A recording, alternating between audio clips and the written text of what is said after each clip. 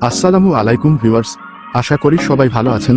আজকে আমি আর কাকু একসাথে যাচ্ছি নার্সারি থেকে কিছু ফলের গাছ নেওয়ার ইচ্ছা, তো ভাবলাম সেই মুহূর্তটা আপনাদেরও দেখাই। আজকের ভিডিওতে দেখতে থাকুন কি কি গাছ নেই আর কি হয়। নার্সারি আমাদের বাসা থেকে খুব বেশি দূরে না, মাত্র 10-15 কিলোমিটার। আমরা যাচ্ছি মোট 4 জন, সামনের দুটো মোটরসাইকেলে আমি আর কাকু, আর পেছনে গাড়িতে বাকি 2 জন। আবহাওয়া নিয়ে বলি, সেদিনের আবহাওয়াটা খুব একটা ভালো ছিল না। কখনো হুট করে বৃষ্টি চলে আসছিল, আবার কখনো রোদের দেখা। তবে ভাগ্য ভালো, আমরা যখন রওনা হলাম তখন বৃষ্টি ছিল না। একটা সুযোগের মধ্যে পড়ে ঠিকঠাকভাবে বের হতে পেরেছি। তো চলুন দেখে নিই আমাদের যাত্রাপথের কিছু মুহূর্ত। নার্সারিতে পৌঁছে আরও বিস্তারিত বলব। গাছ আমাদের জীবনের জন্য কতটা দরকার সেটা বলার অপেক্ষা রাখে না।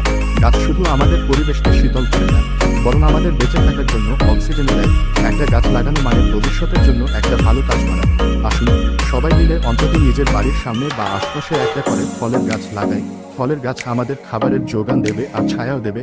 গাছ লাগান, দেশ বাঁচান, পরিবেশকে ভালোবাসুন।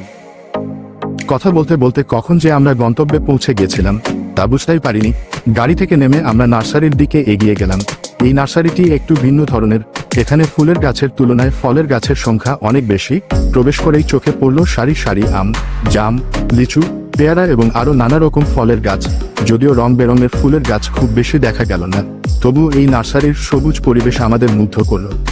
নার্সারিতে আমরা বেশ কিছুক্ষণ ঘোরাঘুরি করলাম। ঘোড়ার মাঝে পরিচয় হলো কিছু চমৎকার গাছের সঙ্গে, যেগুলো দেখে সত্যি আমরা মুগ্ধ হয়ে গেলাম। বিশেষ করে মশলার গাছগুলো আমাদের বেশ অবাক করলো। তারপর গেলাম আম গাছের কাছে।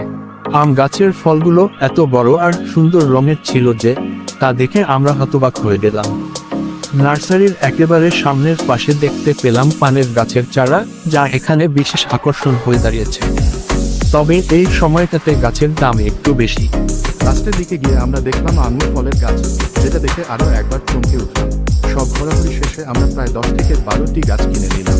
নার্সারির সাথে আমাদের আগে থেকেই ভালো একটা পরিচয় ছিল, তাই আমরা অনেকটাই কম দামে গাছগুলো পেয়ে গেলাম। সব গাছ পছন্দ করে নেওয়ার পর আমরা সেগুলো খুব সুন্দরভাবে গাড়ির সঙ্গে বাঁধলাম, যাতে যাত্রার সময় কোনো সমস্যা না হয়।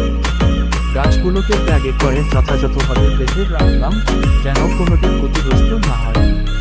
সবকিছু গুছিয়ে আমরা রওনা দিলাম আবার আমাদের বাসার পথে। আজকের দিনটা আমাদের জন্য সত্যি আনন্দময় আর উপভোগ্য ছিল। গাছ দেখা, ঘোরা আর কেনাকাটার পুরো অভিজ্ঞতা ছিল অনেকটা স্বপ্নের মতো।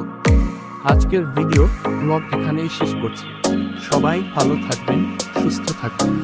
আমাদের সঙ্গে থাকার জন্য ধন্যবাদ। পরবর্তী ভিডিওতে আবার দেখা হবে নতুন কিছু নিয়ে। ততক্ষণ পর্যন্ত আল্লাহ হাফেজ।